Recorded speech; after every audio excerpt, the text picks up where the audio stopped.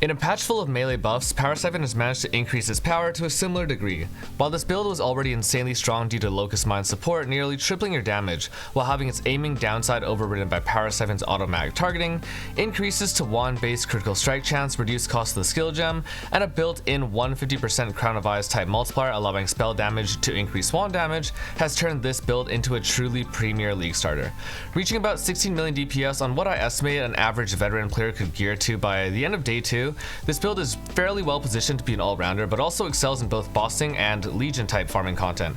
It has arguably the best coverage of any early game build when using a Fury Valve Amulet swap, and at this defensive level and budget, offers one of the highest possible damage outputs as well. It is also defense ready for 3.25, and a lot of that is thanks to Trickster. Buffs to armor bases will result in massive increase to Escape Artist's value, leading to a much bigger ES pool for any Trickster. This build also does not play with armor, nor Elemental Shift. Instead, I leverage Swift Killer's Charge Duration to get some baseline physical damage reduction with an Endurance Charge Generation chest, while leveraging extremely high avoidance from Trickster stuff, and also Wind Dancer to help against large attacks. Spells are obviously not a problem for this build as you approach Suppression Cap with Spellbreaker. This is a tried and true defensive shell that I've played over multiple leagues in both hardcore and softcore, in both race settings and in longer term settings. As a warning though, this is not necessarily an easy build. That's not to say it's hard to play, ARPGs aren't really ever hard per se, but this build does require some mouse aiming and targeting. You need to throw mines at least 3 meters away from you, basically the size of an ice nova, otherwise your mines just won't detonate. You can walk away and have them detonate, but that's that. It also has a maximum targeting range though for enemies, so you're always looking to be somewhat far away from your target, but close enough though that mines can still auto aim. Beyond this, it's still a one button build enabled by automation. If you're still interested, let's get into the finer details of this thing, go through the important efficiencies of the build, and talk about how I want to progress this thing. I want to touch upon one thing first. Why not Saboteur? And it's basically because Saboteur for mine builds is actually really weird. The mine ore effect doesn't really give you a lot, especially for Locus mines, and as far as other nodes go, I'm not a huge fan. The one reason I'd want to take Saboteur is for Born in the Shadows. I think this is still one of the best early game defensive nodes, just period, across the whole tree. But otherwise, there's actually not a lot to take. You could take Explosives Expert, but this is actually really weak with all the multipliers that Siphon already gets. And then Bomb Specialist does nothing, and then Pyromaniac is, pretty good. Trickster, on the other hand, gives you Swift Killer, which is a ton of damage when you're playing charged mines. It also gives me that defensive set for my Endurance Charge Generation. Polymath is obviously insane generic damage. This is crazy powerful next patch, and Spellbreaker is also really nice for spell mitigation. Defensively, this is just a really well-rounded Ascendancy. You can also opt for taking one step ahead prior to reaching Suppression Cap, which is what I would do instead of Spellbreaker. This gives you chill and freeze immunity before you're building it kind of manually, and also gives you an 8% basically more multiplier for your build. Alright, the rest of the tree. So the early tree is actually different. I'm going to talk about this tree first, and we'll do progression at the very end. I actually like this bomb side pathing a lot. It's more efficient in a lot of ways, but it also gets you more dexterity. The total attributes required for this build are fairly low, although I'm not playing with max level shield charge. Down here, it's really quite dense, and I do opt for Wind Dancer. I think this part is really strong. The Inversion Mastery also comes from here, which is really helpful, allowing you to play a double curse setup, neither of which are elemental curses. Mark Mastery is kind of cool. So this is one of the more flexible nodes. Later on, I take this. Early on in the game, especially when you're progressing Maven Invites, you can actually get the marked enemy cannot regenerate life. This can be really helpful, especially when your damage is a little bit lower. Going up, I could take the 2-point Frenzy. I don't love it that much. It's a little under 5% per node, which is actually really high for DPS. But because of the way this build is, and because of just how efficient it is, 5% DPS isn't actually that much, which is crazy as a one node. The max power charge is, however, worth taking. This as a 2-pointer I actually really like, and there's some flexibility with the mastery as well. So this obviously is good if you have the requirements met. You do have the energy recharge rate met immediately if you're playing Marilyn's Fallacy, because that has a built-in evasion roll, which is just really nice, really convenient. Love that. The 20% max ES is really great to try to get, but it kind of is what it is. On Trade League though, looking for evasion gear on like a ring is not hard to do, or you can just end with the benchcraft. This is something that I only take if I'm going to be grabbing Marilyn's Fallacy. Early on in the game, you're super overcapped on crit, so I wouldn't bother with this mastery. However, the nodes leading in are really good. Penetration is very strong when you're playing with Inversion Mastery, just the way it is. On this side, take these nodes. Detonation speed is really big for Locus mines. You throw a lot of mines, especially as a charge mines build, especially with Swift Killer. You just are throwing a lot of mines really quickly. You need all the detonation speed that you can get. Otherwise, just some good damage nodes. Looks like this side isn't that great, but you kind of need this travel anyway. 4 points. I do like taking all 4 points here. I think any sort of hybrid nodes are really great. Like, I would love to take melding. It's just a little bit far away from my tree pathing, so I don't. This 100% increased ES from helmet's really strong. You could also opt for the chaos damage one if you find that your chaos res is relatively low in the early game. ES regen's also good, but I tend to like this, especially, I mean, if you go for like a rare helmet in the later part of the game, this gets even more value, but I think getting 168 ES off a single node is not bad at all. Over here, +1 curse, one of the last nodes I take, but enables punishment, and down here is regular stuff. Mind masteries, mind reservation stuff, pretty standard. Not sure how much this will really be needed. You can also opt for running a small thread of hope here. I don't love that much, but it does allow you to get this node, and this node all at the same time. And it might even allow you to get like a glacial cage, although this is a little bit hard to use for this particular build. This one side, always travel around the outside here, you get more crit stuff. Wicked Ward is really great. It's one of the last nodes I take. I don't really find that I need this much while mapping, and it also gets lower value while mapping because it's mostly for the synergy between Wicked Ward and Spellbreaker. But while bossing, this is really strong. I do take these 4 points. I know some people won't want to, but I think faster start of recharge rate is really great defensively, and highly underrated to have good defensive recovery layers on a trickster, because you already have the ghost dance for this. You want to have something a bit more persistent as well. Really strong 2-noder here, and then mana reservation. I take this one instead of this one because mana on kill doesn't give you anything, whereas intelligence gives you a little bit of ES, a little bit more max mana, and then the mana regen is also nice to have. Finally, I take the charge mastery up here. There's some other options you could go for. You can get like shock immunity if you want it. I'm probably gonna opt for this. This is also maybe okay depending on what else you do, but yeah, that's sort of the core of what I'm doing here. Second thing to go over, skills. So I am putting in 2 Awakened Gems. If you haven't played recent Atlas, it's really easy to get Awakened Gems, and these are also 2 of the most common Awakened Gems to go for. If you can't get them, I mean, then your damage goes down a little bit.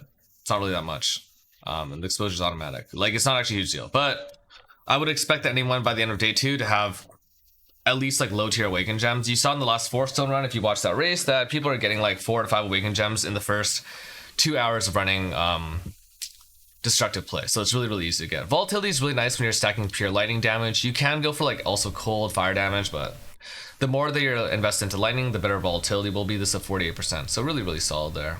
Also lightning pen becomes good.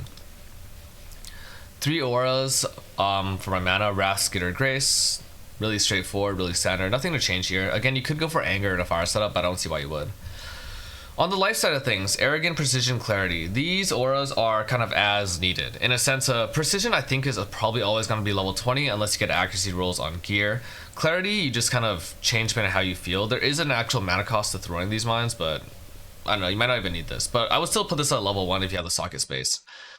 Over here, Shield Charge, Life Tap, Frostblink, faster attacks. I do Life Tap almost every single setup I use, and this is just because I have relatively low mana reserved usually. Even when I have no mines out, I still only have like 68 mana. I mean, this is a slightly wrong calculation as well because we're not updated for the reduced cost in the next patch. My utility setup. So not sure what's better between Tornado or Flame Wall, to be honest. I think it's probably Flame Wall because of how many projectiles you're throwing out and how fast your mine throw speed is, but Tornado does give you persistent damage. Either way, it's an Arcanist Brand Life Tap setup. I think this is really strong to have. I would never use Bear Trap because 1, you can't Arcanist Brand it, 2, your trap throwing speed is a little bit slower, and 3, you don't have any trap trigger radius, so it's kind of hard to hit as well. It is also additive with Sniper's Mark and Shock from Skitter Boss, so the increased damage taken from Bear Trap isn't a more multiplier anymore. Lastly, Automation, Detonate Mines. This is super mandatory for the build. And then Sniper's Mark is also linked to Life Tap. You don't really need to link this to Life Tap actually, because Sniper's Mark is a one-time use, but just in case you have like a pre-stack down, this is a nice to have. Gear-wise, how about uniques first? Let's talk about Storm Shot first. Firstly. You don't need this, obviously, okay? As I mentioned, in the early part of the game, I'm playing one step ahead. That gives you Shock Freeze immunity instead of taking Spellbreaker, and then you get Shock immunity from here. Or sorry, Chill Freeze and then Shock immunity from here. Storm Shout is what I like later. It is probably the only unique that costs anything on this entire build. You can also go for an Ancestral Vision setup, but I think going for Ailment immunity in a manual sense can be strong in a bunch of different ways. You can also try to do it with an Avoid Stun Chest, with the element avoidance there. Element avoidance on boot implicit and as I think an essence mod. But getting the last part is a little bit hard because they changed this node. Oh, I guess they moved the nodes around, but getting the last part of element avoidance is actually a little bit difficult to do. So I think just like the Storm Shot setup or the Ancestral Vision setup with double element avoidance on boots is just pretty easy to go for. The other uniques. Inward Eye. Really cheap unique. It's actually a good amount of damage for helmet, 11% without any corruptions, which is already pretty good. But more importantly, it gives you like 760 ES and it gives you another 300 life. On a single helmet slot, this is really good. The max mana is also kind of nice to have because, again, even having a little bit more mana really helps out with mines, which are based on flat reservations. Also, nice thing about this helmet, because it's so cheap, you could go for like a +1 power charge, corruption, and then you can drop crit chance elsewhere, is what it is. Doji's Tenure, once unique, drops in Act 1, actually, I think. You get a ton of them by Act 2. Should be really easy to get this +1 frenzy corruption. You could even do it yourself. Really easy to go for, cheap. 100% increased spell damage is crazy for the build because you have that built-in 150% multiplier these days on Power Siphon next patch. Reduced cast speed doesn't really matter. You only really use Arcness Bound like one time. Frostblink is an instant movement skill, and then Cypress Mark is fast enough to cast, especially when you have these nodes up here, so not important. Finally, Marlene's Fallacy. This thing is pretty broken. It almost doubles my damage for this build. Because Power Siphon has so much crit chance built in, and because we're running a base 10 crit wand now, it's just really easy to overcap crit like crazy. And Marlene's is insane. Getting 100% damage off an amulet slot is nuts. The Culling Strike is lost, unfortunately, which is really sad. But as I already mentioned, you also get some flat evasion on this thing, which is pretty synergistic with that ES evasion mastery that's on the tree. Rare items. This is a wand. It looks impossible to make because I don't have the base for this patch. But basically, if you benchcraft crit chance on a prophecy wand for next patch, you should have 12.7% crit chance, which is what that last crafted wand's emulating. Otherwise, this is a 2-mod wand. A 2-mod wand, okay, with flat lightning from an essence and spell damage. You can also do the other way around, but this should not be hard at all to make. Harmonic Spirit Shield, just a spell damage shield. There's a bunch of ways to make a spell caster shield. I think Reforged Caster or anything that's like that is pretty easy to go that way. It's a lot easier to hit spell damage than it is to hit cold damage, fire damage, lightning damage because it has a spell tag. I think the weighting also might be better for that sort of thing, but really easy to get this sort of thing. Body. Defense chest. This will be a different base next patch, I believe. This is double T1, but with base upgrades and then also improvements to existing bases, I think this will be fairly easy to make. Make sure you get the endurance charge implicit. I think endurance charges next patch are broken. 12% PDR, 12% LEDR is insane to have. Just absolute bronx. Boot suppression, res, action speed, CDR. These are probably the most flexible slot you can go for. There's actually a lot of different things you could look for on this in general, but I decided to leave this open because you do need a good amount of res. 2 rings, I wanted evasion ideally, but doesn't really matter, but just res rings, I think. You'll need probably at least 1 attribute roll. It could be like a catalysted betrayal mod, hybrid strength dex, but yeah, you'll need to get a little bit of attributes from there. And then this belt. So this is an essence crafted belt for whatever you end up getting, but you want to have at least 1 open suffix afterwards so you can craft that regen 150%. This gives you really persistent recovery for ES regen while you're bossing. When this is also stacked up with this, or it's more as like a failsafe for when Spellbreaker doesn't proc when you're getting hit by spells and your ghost shots have already been depleted, or like for like dot mitigation. But I think this mod is really good to have. You can also craft onto here. And then the last part of the Storm Shout setup is always getting more Void Shock on a Jewel. Let's talk about the configs. Power Siphon buff, because people are gonna ask about this, right? This is gonna be in the gem now. Minus 1000 evasion, this is for the Grace nerf. Endurance charges. Because I'm right clicking endurance charges, I'll have the PDR. This is also calculating the LEDR now. I just ran my res, I'm too lazy to put them on. I'm going to be helping Alira. It should not be hard for you to res cap on this build, especially when you're helping Alira. There's a return proj enchantment that we can get. I don't know what base is going to be on next patch. If you can get it on wands, it just doubles your damage. It'd be sick. Would love to have that. Would love to have that. Efficient explosives is this. That 15% detonate additional time is just 15% more damage, and then nearby 29% from punishment. Pretty straightforward, pretty self-explanatory. So about leveling. So I don't actually have leveling here because I think that once you're into a power siphon setup, you're trying to just do your best to emulate this. It's fairly easy to do. If you can't do it, I mean, don't play my builds. They're not that complicated, but they're not like really handholdy. If you can't do that much, just avoid it. It's fine. But I have put in some leveling notes over here.